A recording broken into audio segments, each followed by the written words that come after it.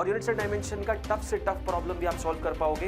And trust me, मैं toughness की बात जब कर रहा हूँ तो मैं जेईई एडवांस की टफनेस की बात कर रहा हूँ। आज हम जेईई एडवांस का भी एक सवाल सॉल्व करेंगे। अरे यार, एक स्टेप करके दो ऑप्शन एलिमिनेट हो रहे, क्या चाहिए तुमको यार। तुम्हारी जीतने की प्रोबेबिलिटी पहले 25% थी, 1/4 थी, अब वो 50% हो गई है एक स्टेप से मात्र। मैं तो समझा रहा हूँ, इतना टाइम लग रहा है, खुद करोगे ना विद इन 30-40 सेकंड आंसर निकाल के रख दो।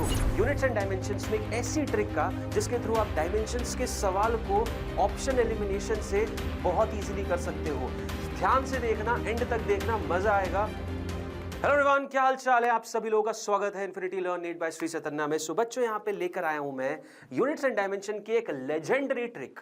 जैसा मैंने आप सभी को बोला था, मैं आप सबके लिए एक टिप्स एंड ट्रिक्स के एक कुछ सेशंस लेकर आऊंगा। तो आज का ये छोटा सा सेशन रहने वाला है यूनिट्स एंड डायमेंशंस में एक ऐसी ट्रिक का जिसके थ्रू आप डायमेंशंस के सवाल को ऑप्शन एलिमिनेशन से बहुत ईजिली कर सकते हो। ध्यान से देखना, एंड तक देखना, मजा आएगा। और यूनिट्स एंड डायमेंशन का टफ से टफ प्रॉब्लम भी आप सॉल्व कर पाओगे। एंड ट्रस्ट मी, टफनेस की बात जब कर रहा हूं तो मैं जेईई एडवांस की टफनेस की बात कर रहा हूं। आज हम जेईई एडवांस का भी एक सवाल सॉल्व करेंगे। जल्दी से शुरू करते हैं सेशन को। तो देखो, सिंपल सी चीज है, ये ट्रिक बेसिकली काम कैसे करती है। यहां पे जैसे देखो, सवालों के थ्रू हम समझेंगे। ये नीट 2021 का सवाल है। अब इसमें बोला गया force, acceleration and time are chosen in fundamental quantities, find the dimension of energy.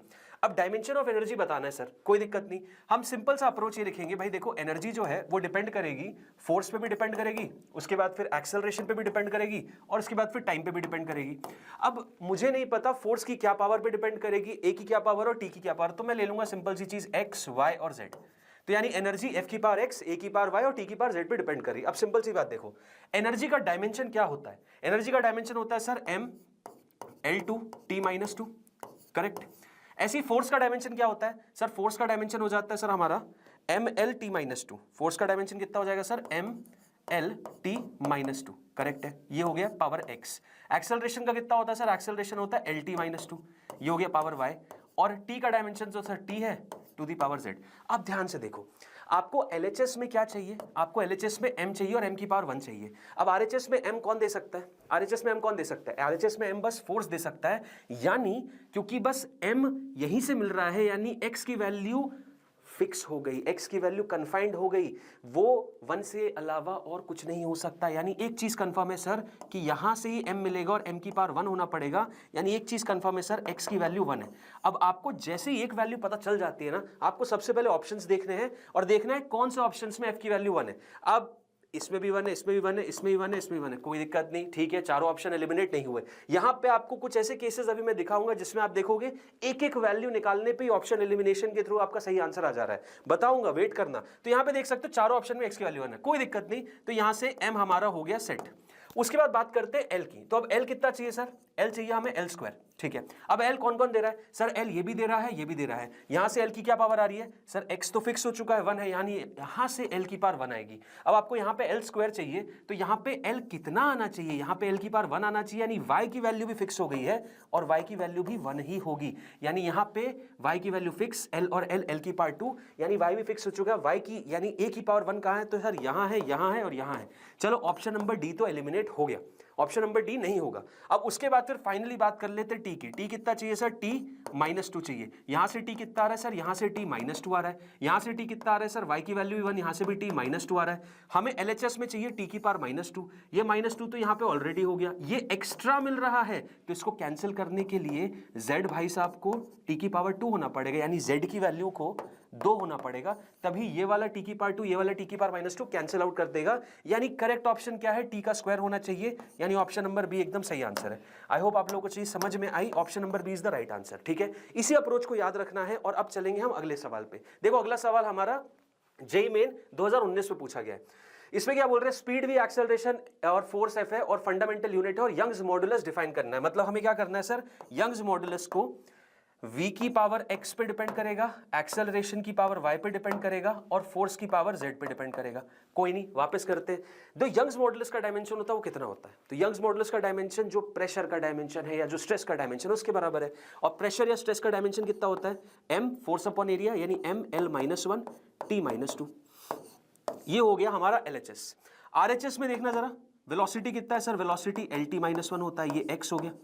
Acceleration कितना है सर, एक्सेलरेशन LT-2 होता है, ये मेरा y हो गया। और आपका यहाँ पे f कितना हो गया सर, f हो गया mlt-2, डन, ये हो गया मेरा z, करेक्ट बात है, एकदम सही। अब देखो यहाँ पे LHS में m कौन दे रहा है, m की पावर कितनी होनी चाहिए सर, m की पावर 1 होनी चाहिए, और यहाँ RHS में m कहाँ से मिलेगा, क्या इससे मिलेगा, नहीं, क्या इससे मिलेगा, नहीं, यानी m देने वाला बस एक यही है, तो z यहाँ कन्फाइंड हो चुका है और z की वैल्यू 1 होना अति आवश्यक है, उसके बिना सर्वाइवल नहीं है।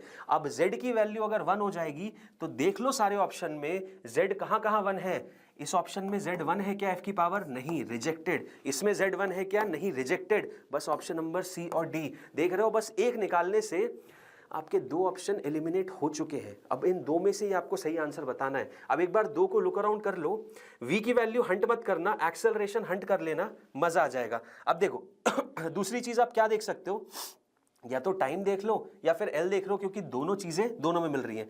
L देखते हैं सर, कोई दिक्कत नहीं सर, L की पावर -1 हो गई, L की पावर कितनी हो गई सर, -1 हो गई, डन।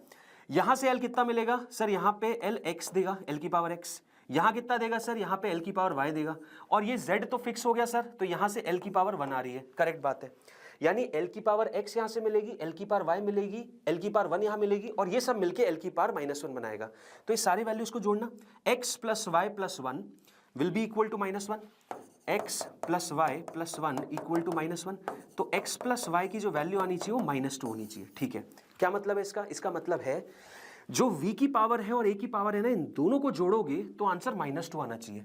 जो v की पावर है और a की पावर है ना, दोनों को जोड़ोगे तो आंसर -2 आना चाहिए। क्या ऐसा हो रहा है यहाँ पे सर, यहाँ तो -4 -2 -6 हो रहा है, रिजेक्टेड।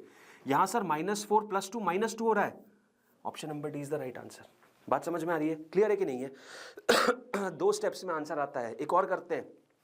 ये देखो यहां पे सवाल आप लिख सकते हो, यहां पे प्लैंक्स कांस्टेंट h दिया हुआ है, स्पीड ऑफ लाइट c दी हुई है, Newton's law of gravitation g दिया हुआ है, और ये सब फंडामेंटल क्वांटिटीज, और हमें क्या बताना है, लेंथ का डायमेंशन बताना है। कोई दिक्कत नहीं सर, अभी कर देंगे, सेम अप्रोच सर। लेंथ को हम लेंगे Young's modulus, sorry Planck's constant की power x, speed of light दी हुई है c की पावर y, और ये g की पावर z, ठीक है सर, परफेक्ट।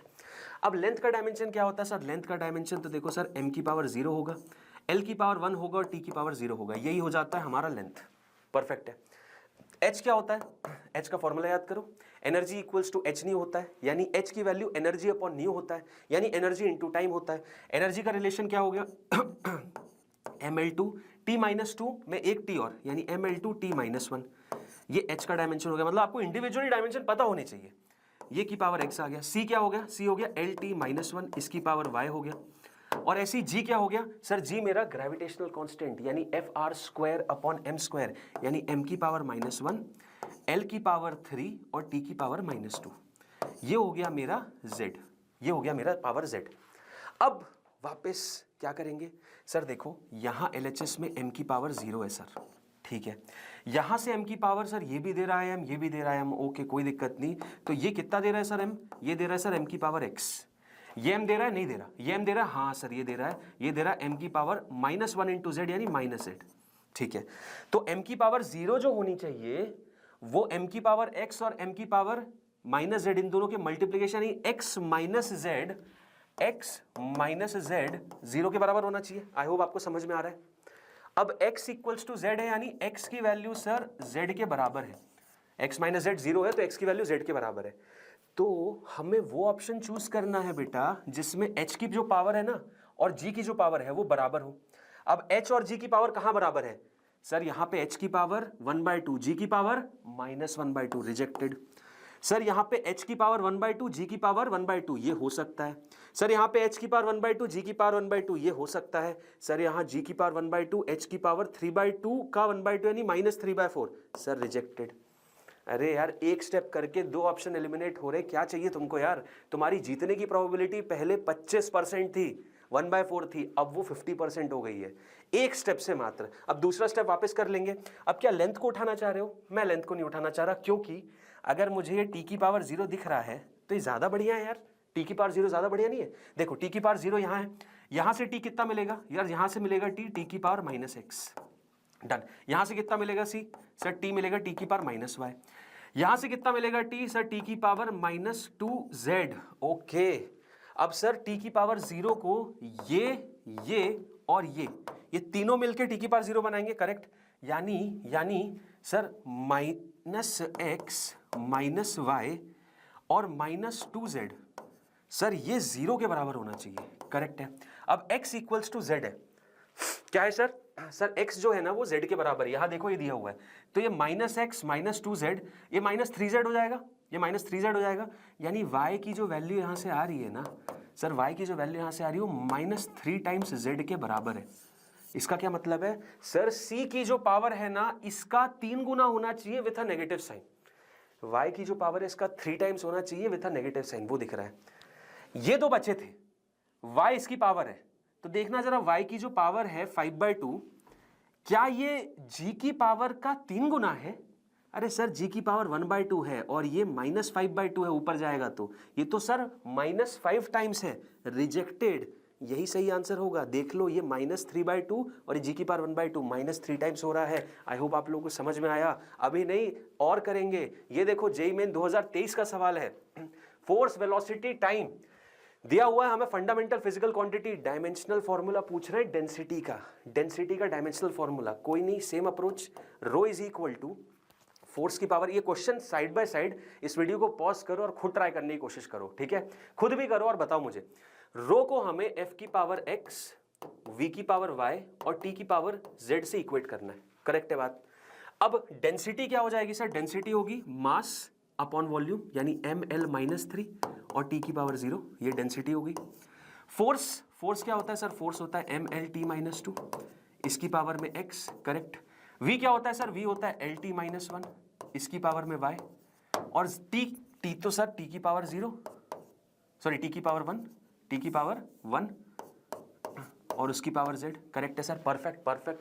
अब m कौन दे रहा है? m यहाँ पे m की पावर 1 है और यहाँ पे m बस इसके थ्रू आएगा, यानी आ जाएगा m की पावर x। तो सर सिंपल सी चीज है, जो भी x है बस यही दे रहा है, ये तो दे ही नहीं पाएंगे। x यानी कि 1 हो गया सर, x की वैल्यू 1 हो जाएगी सर, फिक्स हो गई। x की वैल्यू 1 फिक्स हो गई, यानी फोर्स की वैल्यू 1 फिक्स हो गई।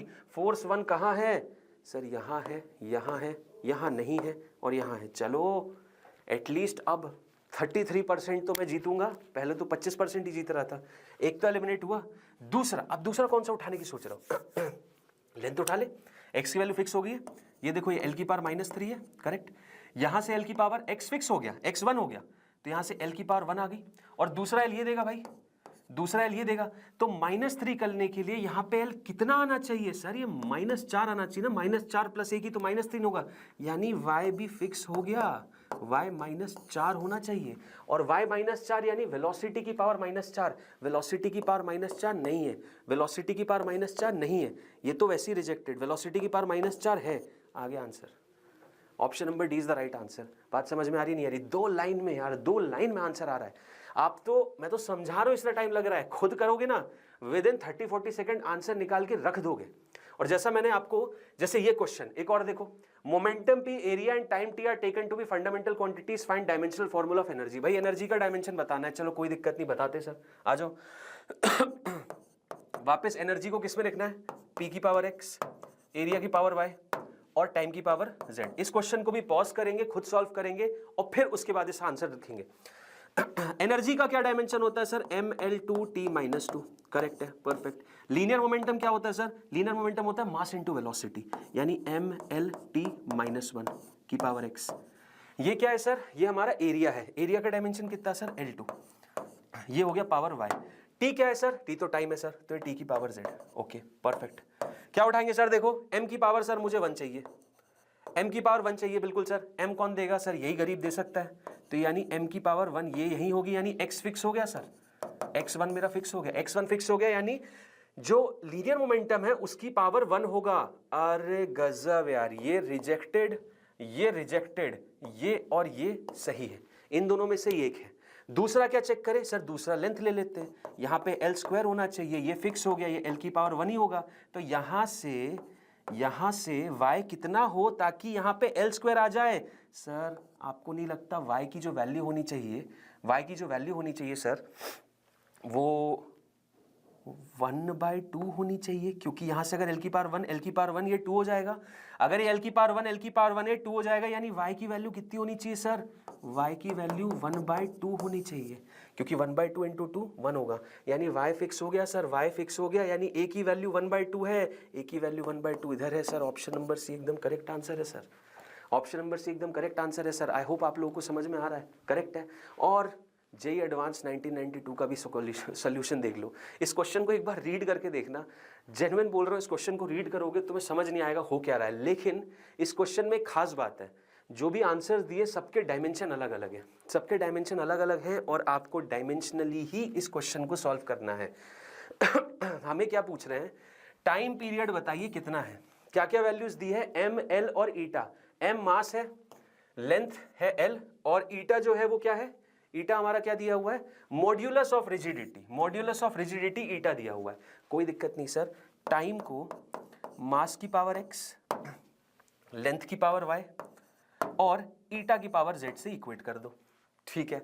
टाइम क्या है सर? m0, l0, t की पावर 1, डन बात सर।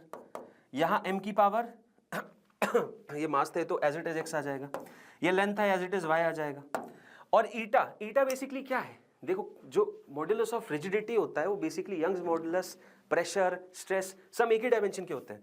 तो यहाँ पे हो जाएगा फोर्स अपॉन एरिया वाला डायमेंशन, यानी एम एल -1 टी -2 पूरे की पावर में जेड। करेक्ट है, परफेक्ट। अब देखो भाई, देखो भाई ध्यान से सुनो, एल की पावर को 0 करना है, m की पावर को 0 करना है। सबसे पहले ये उठा लो, क्योंकि 0 0 में गेम मस्त होता है। अच्छा, एक और मजे की बात, z की पावर भी निकाल सकते हो, क्योंकि देखो टाइम यहाँ पे, अच्छा टाइम सबसे पहले निकालते सर। ये t की पावर 1 है, क्या टाइम देगा? नहीं। क्या टाइम देगा? नहीं। टाइम बस यहीं से आएगा सर जी, तो टाइम बस यहीं से आएगा, यानी यहां से टाइम इधर आएगा, यानी ये 1 होना चाहिए। यानी z कितना होना चाहिए? -2 से मल्टीप्लाई करने के लिए सर z -1/2 होना चाहिए। अगर z -1/2 हो जाएगा तो सर मेरा टाइम t की पावर 1 आ जाएगा। z की पावर -1/2 हो, यानी ईटा नीचे हो। क्या ईटा यहाँ नीचे है? नहीं है सर। क्या ईटा यहाँ नीचे है? हाँ हाँ हाँ। क्या ईटा यहाँ नीचे? हाँ हाँ। क्या यहाँ है? हाँ, तीनों में है सर। कोई दिक्कत नहीं, कोई दिक्कत नहीं, समस्या नहीं है, नो प्रॉब्लम। एटलीस्ट z तो पता चल गया। अब क्या करें सर? m की पावर 0 कर दो। m की पावर 0 किया, यहाँ से m की पावर x आ रही है, यहाँ से m की पावर कितनी आ रही है सर? यहाँ से m की पावर -1/2 आ रही है। आपको क्या चीज़? 0 चाहिए सर, मतलब यहाँ पे 1/2 होना चाहिए, क्योंकि +1/2 -1/2 दोनों मल्टीप्लाई होंगे तभी m की पावर 0 आएगा, यानी x भी फिक्स हो गया सर, x भी फिक्स हो गया, x की पावर 1/2, यानी m की पावर 1/2, यानी m ऊपर आना चाहिए, इसमें नहीं है। m ऊपर आना चाहिए, इसमें है। m ऊपर आना चाहिए, इसमें भी है। कोई दिक्कत नहीं, C और D।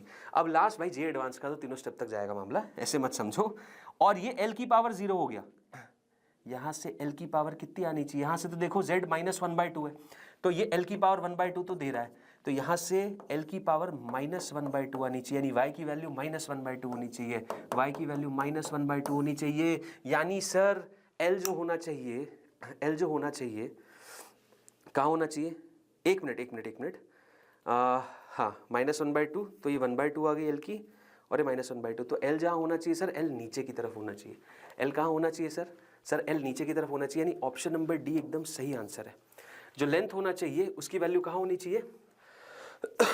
नीचे की तरफ होना चाहिए। क्या आपको बात समझ में आ रही है? एक बार करेक्ट भी कर लेते, चेक कर लेते। फोर्स अपॉन एरिया है, फोर्स अपॉन एरिया हो गया, तो mass acceleration into length upon area, correct. ये हो गया LT -2, तो t² ऊपर चला जाएगा। बिल्कुल सही बोला सर, ऑप्शन नंबर डी एकदम करेक्ट आंसर है सर जी, करेक्ट आंसर है। आई होप आप लोगों को क्लियर है। तो इस क्वेश्चन को आपको डायमेंशनली सॉल्व करना था, डायमेंशनली देखो आप सही आंसर निकाल सकते हो। कैसा लगा आज का सेशन बताना ज़रूर मुझे कमेंट में। क्या इस ट्रिक ने आपकी मदद की कि नहीं की, जिससे आप नीट छोड़ो जेईई मेन, जेईई एडवांस सारे डायमेंशंस के सवालों को सॉल्व कर सकते हो। सेशन अच्छा लगा लाइक ज़रूर करना, और अगर ऐसे टिप्स एंड ट्रिक्स के और एपिसोड्स चाहिए कमेंट में मुझे बताओ कौन सा चैप्टर है, कितने चाहिए। सारी की सारी सीरीज़ इसकी एक सेपरेट प्लेलिस्ट बना के इसी चैनल पे डाल दूंगा। जिन बच्चों ने इस चैनल को सब्सक्राइब नहीं किया है तुरंत करिए। मिलेंगे अगले एपिसोड में, तब तक take care everyone, bye bye and thank you.